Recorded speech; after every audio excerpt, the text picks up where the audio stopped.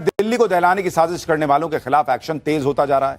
जिस आतंकी उमर ने दिल्ली में ब्लास्ट किया था, आज उसके घर को धमाके के साथ मिट्टी में मिला दिया गया। यह आतंकियों और देश के खिलाफ साजिश करने वालों के लिए क्लियर मैसेज है कि आतंकियों का अंजाम क्या होगा। आपको एक एक डिटेल दिखाऊंगा, लेकिन पहले आपको बताता हूं कि अब इस पूरे मामले में 5 बड़े खुलासे क्या हुए हैं।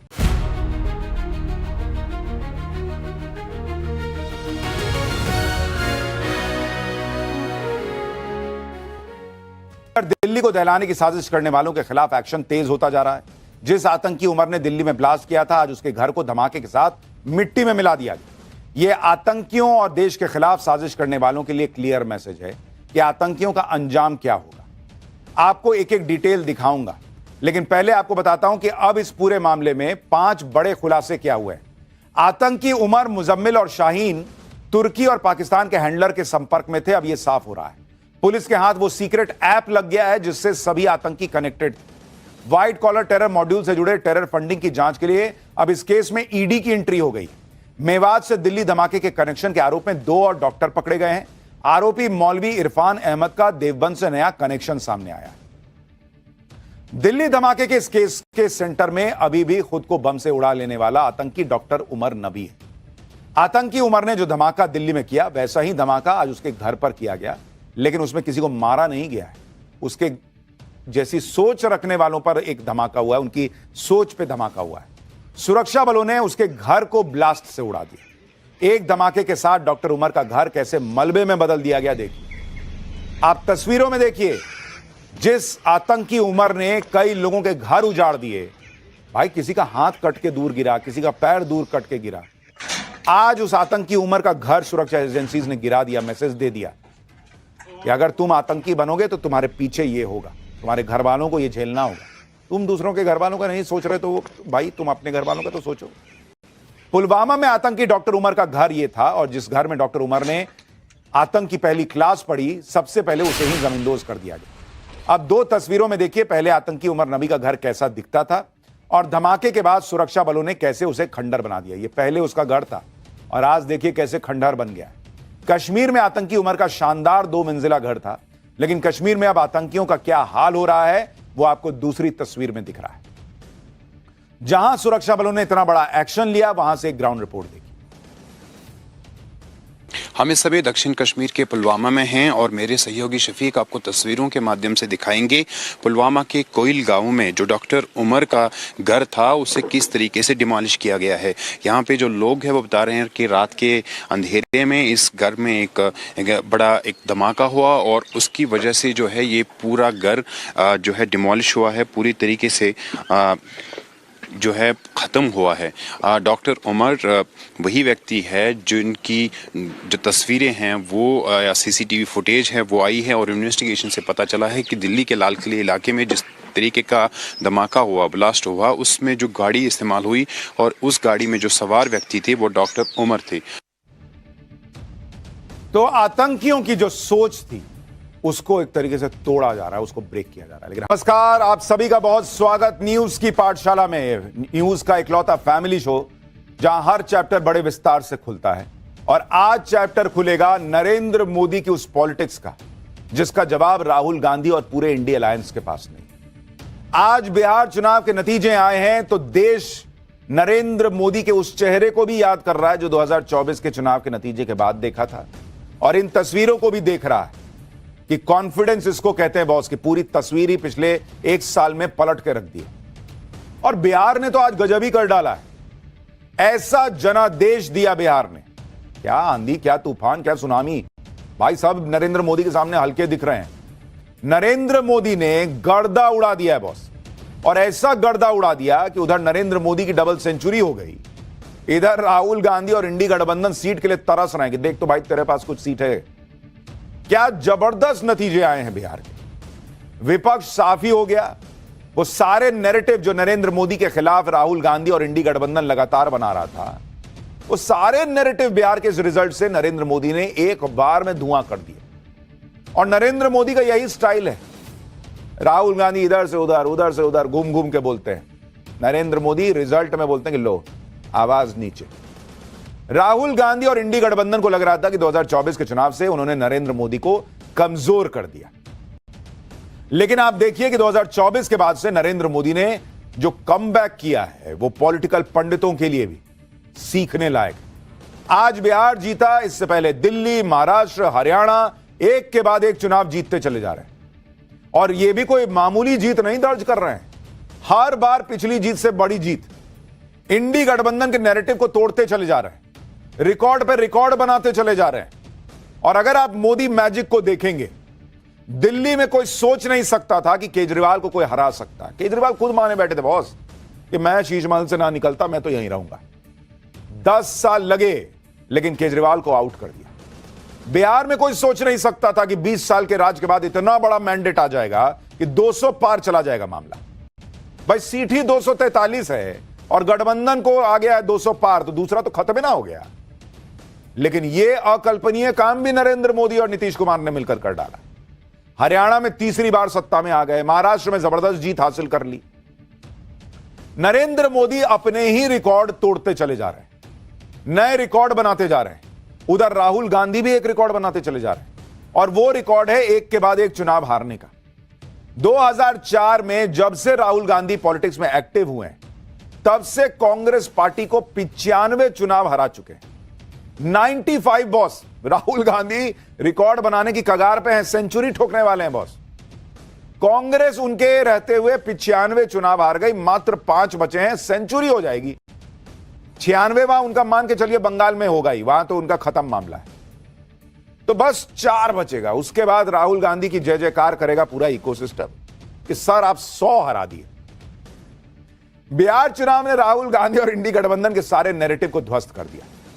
देखिए राहुल गांधी क्या क्या नहीं बोले वोट चोरी का मुद्दा है। पब्लिक ने बिहार की कहा कि हटाओ इसको, देखो डस्टबिन में ये मुद्दा मेरे लिए नहीं है, वोट चोर गद्दी छोड़। अरे आप छोड़ो भाई, हटो रास्ते से। उन्होंने कहा नरेंद्र सरेंडर, इसका नैरेटिव राहुल गांधी ने चलाया, रिजेक्ट, हटाओ इसको, खत्म करो मामला। जेन जी की बात की, युवाओं ने मोदी पे ही भरोसा कर दिया उल्टा, जेन जी मोदी के लिए वोट दे दे के चलाया। 20 साल की एंटी इनकम्बेंसी की बात की, यहां उल्टे प्रो इनकम्बेंसी चल रही है बॉस, पब्लिक छोड़ने को तैयार नहीं है, ये बढ़िया ही काम चल रहा है, तुम्हारी गाड़ी में काहे बैठना है। सबको सरकारी नौकरी देने पर किसी ने भरोसा ही नहीं किया। तो क्रेडिबिलिटी का भी है इश्यू उन लोगों का कि राहुल गांधी जो बोलते हैं उस पर लोगों को भरोसा नहीं होता। तेजस्वी यादव ने ऐसा बोल दिया कि उनका बस चलता तो कहते कि तुम लोग को एक एक को मंगल ग्रह पे घर दे दूंगा। पब्लिक समझ गई कि ओ घुमा रहा है आदमी। जलेबी छानने से वोट नहीं मिलता बॉस। बिहार की जनता सुबह सुबह बोरे बोरे कचौड़ी जलेबी निपटा देती है, वैसे ही जलेबी छानने वालों को निपटा दिया। बिहार की जनता ने इंडी गठबंधन का सारा नैरेटिव ही गिरा दिया भाई। दूसरी तरफ पब्लिक ने पीएम मोदी के नैरेटिव पर अपनी मुहर ठोक दी। भाई ऑपरेशन सिंदूर के बाद पहला चुनाव था, बम्पर जीत। यानी ऑपरेशन सिंदूर को जो लोग कह रहे थे कि अरे भारत की सेना ने तो कुछ किया ही नहीं, मोदी ने सरेंडर कर दिया, पब्लिक ने कहा कि बहुत जबरदस्त पाकिस्तान को मारा, ये आदमी हमको पसंद है। जीएसटी के फैसले के बाद पहला चुनाव, धमाकेदार जीत, लोगों के खाते में सीधे पैसे देना, उससे इस पर इंपैक्ट पड़ा। महिला सशक्तिकरण के लिए काम किया, उसका इस धमाकेदार जीत में रोल बताया जा रहा है। बिहार में नरेंद्र मोदी की इस बम्पर जीत ने इंडी गठबंधन की दूसरी पार्टियों में भी खलबली मचा दी, क्योंकि भाई उनको दिख रहा है बिहार के बाद अब बंगाल, वहां सबकी नजर है, फिर यूपी, वहां सबकी नजर है। अखिलेश यादव से लेकर ममता बनर्जी, सबको लग रहा होगा कि अब यूपी बंगाल में क्या होगा, क्योंकि नरेंद्र मोदी का जो बुलडोजर चल रहा है वो तो गिराता चला जा रहा है मामला। अखिलेश यादव का डर तो आज जाहिर भी हो गया। बिहार चुनाव के नतीजों का कंप्लीट विश्लेषण आपको दिखाऊंगा। यूपी बिहार में क्या हलचल मच गई है, राहुल गांधी को लेकर क्या कांग्रेस पार्टी के अंदर बगावत होने वाली है, कांग्रेस पार्टी क्या टूटने वाली है, मोदी ने आज क्या क्या बोला है इस जीत के बाद, बिहार में इस बम्पर जीत के पीछे का असली कारण क्या है, नरेंद्र मोदी कौन सा MY फैक्टर ले आए हैं, पूरा विश्लेषण उसका चैप्टर आज खोलूंगा। लेकिन पहले जो आज दिन भर हुआ है उसकी एक झलक देखिए।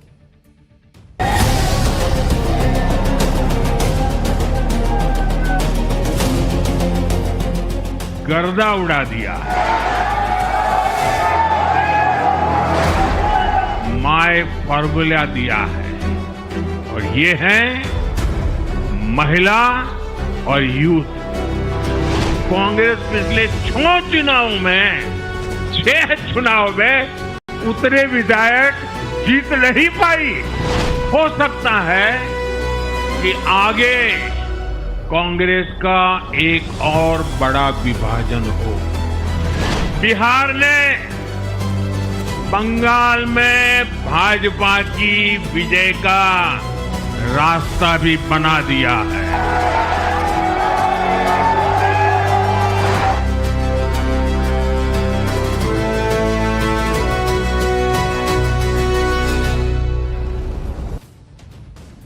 बिहार में जबरदस्त जीत के बाद आज प्रधानमंत्री नरेंद्र मोदी बीजेपी के हेडक्वार्टर पर पहुंचे। वहां पर उनका जबरदस्त स्वागत हुआ और नरेंद्र मोदी ने वहां पर जबरदस्त स्पीच भी दी, जिसमें कांग्रेस की तो क्लास लगाई ही, दूसरे इंडी गठबंधन की पार्टियों की में भी खलबली मचा दी। उसके बारे में आपको आगे विस्तार से दिखाऊंगा, लेकिन पहले देखिए कि नरेंद्र मोदी आज जब बीजेपी के हेडक्वार्टर गए तो कैसे गमछा लहरा रहे थे। ऐसा नहीं है कि चुनाव में कर दिया, भूल गए। उन्होंने वो जो बिहारी स्टाइल है गमछा लहराने का, कि देखो भाई बिहार में गर्दा उड़ा दिए, वो वाला हिसाब आज नजर आया। नरेंद्र मोदी ने आते ही कह दिया कि बिहार में आज गर्दा उड़ा दिए। और ये नरेंद्र मोदी का स्टाइल है, वो समझते हैं कि जेनजी कैसे कनेक्ट होता है, जहां चुनाव लड़ रहे हैं उससे कैसे कनेक्ट होना है, वहां की भाषा क्या है, वहां की लिंगो क्या है। राहुल गांधी तो है हवाई मामला, उनके बारे में आगे बताऊंगा। लेकिन आप देखिए नरेंद्र मोदी बहुत दिनों से चुप थे, वोट चोरी की बात सुन रहे थे, नरेंद्र सरेंडर की बात सुन रहे थे। आज जब बिहार का रिजल्ट आया और उसमें राहुल गांधी बाकी सब बह गए, दिख नहीं रहे हैं, तब नरेंद्र मोदी ने चुन चुन के जवाब दिया और ऐसी क्लास लगाई कि कांग्रेस और इंडी गठबंधन के कान से धुआं फेंक दिया होगा। नरेंद्र मोदी ने राहुल गांधी को बता दिया कि जेनजी करने से जेनजी साथ नहीं आता है। बिहार के युवाओं ने राहुल गांधी पे भरोसा नहीं किया, मोदी पे भरोसा किया है। पीएम मोदी ने वोट चोरी का राग गाने वाले राहुल गांधी को बता दिया कि चुनाव विजन से जीते जाते हैं, नेगेटिव पॉलिटिक्स से वोट नहीं पड़ता है। पीएम मोदी ने विपक्ष के वोट चोरी के आरोपों की यह कहकर हवा निकाल दी कि विपक्ष ने एक भी रीपोलिंग की अपील नहीं की। पीएम मोदी ने राहुल गांधी को भी चेता दिया कि ऐसा ही चला तो फिर से कांग्रेस में विभाजन हो जाएगा। उन्होंने ममता बनर्जी को भी वार्निंग दे दी कि बंगाल में भी जंगल राज को उखाड़ फेंकेंगे। सुनिए वोट चोरी चिल्लाने वाले विपक्ष को आज नरेंद्र मोदी ने कैसे इस जीत के बाद तगड़ा जवाब दिया। कांग्रेस की राजनीति का आधार अब सिर्फ और सिर्फ नेगेटिव पॉलिटिक्स हो गया है।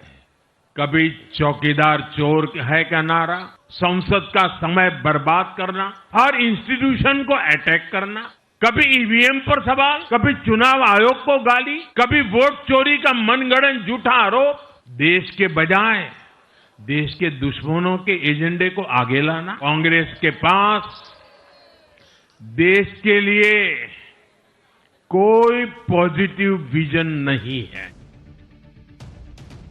यही नेगेटिव पॉलिटिक्स है कि राहुल गांधी ने कांग्रेस को तो डुबाया ही, वो इंडी गठबंधन को भी डुबा चुके हैं। और यह बात राहुल गांधी की कांग्रेस पार्टी और कांग्रेस के साथी जितना जल्दी समझ लेंगे, एक आदमी होता है कि जो छुए सोना कर देता है। राहुल गांधी में गजब का हुनर है, वो जो छूते हैं उसको कूड़ा कर देते हैं। तो जो इस बात को जितना जल्दी समझेगा, राहुल गांधी से दूर रहेगा, कांग्रेस पार्टी की इस नेगेटिव पॉलिटिक्स से दूर होगा, वो शायद कम बैक कर पाएगा। आप बिहार में इनका स्ट्राइक रेट देख लीजिए और नरेंद्र मोदी नीतीश कुमार का स्ट्राइक रेट देख लीजिए, आपको मामला ही समझ में आ जाएगा।